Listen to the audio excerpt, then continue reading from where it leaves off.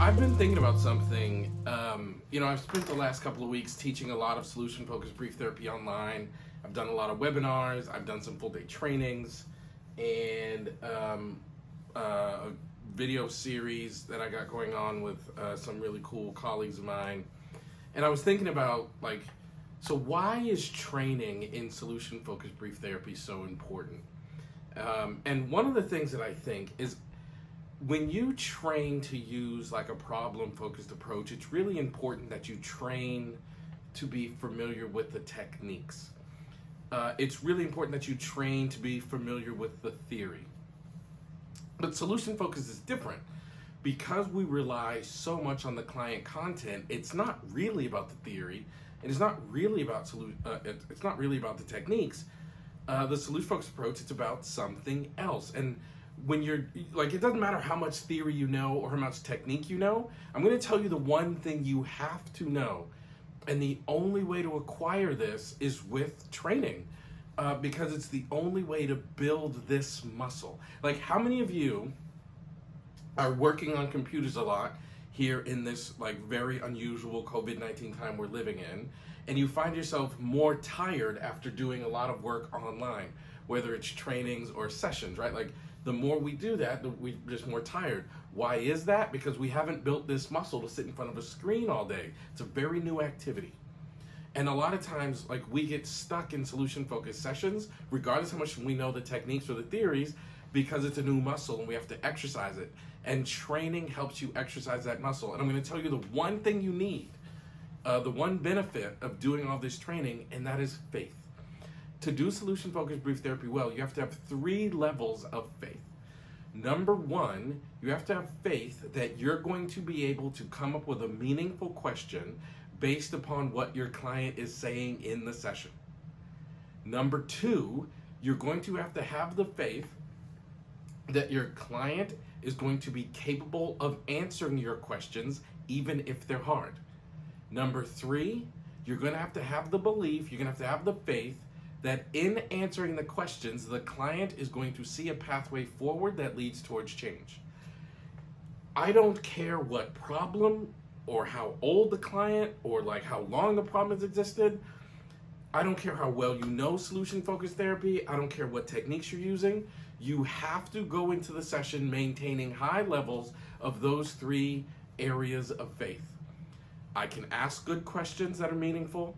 My client can answer questions even if they're hard, and answering the questions will lead towards change. Those are the 3 levels of faith and belief you have to have in order to do solution-focused brief therapy well. And we don't go to school and learn faith and confidence and trust. We go to school and we learn theory. We go to school and we learn assessment skills, but we don't learn those clinical abilities that are necessary to ask clients questions that are more likely to lead towards change. We may learn what the techniques are, but we don't learn the application of the techniques. And that's why this is a really, really critical thing. I want you guys to get this, that you can learn everything you want all day long. And if any of those 3 things begins to rupture in the session, then you're gonna get stuck and you're gonna have problems and the session's gonna fall apart. People ask me all the time as I'm teaching this approach, they Elliot, I'm really struggling to apply this approach. Can you tell me where it went wrong? And can you tell me why my clients have a hard time answering my questions? It's because in the middle of the session, you started to doubt your ability to ask the next question, and you got in your own head and you started thinking. How many of you watching this video, you get stuck in session because you're thinking of how to ask the right question, and then it just gets all jumbled in your head. The right question is simply the next question in the sequence based upon what your client said. So it's just so incredibly important that we're able to build those things, because that's where we get stuck, right? We get stuck when our confidence begins to waver because we think, I'm asking a question and the client can't answer it.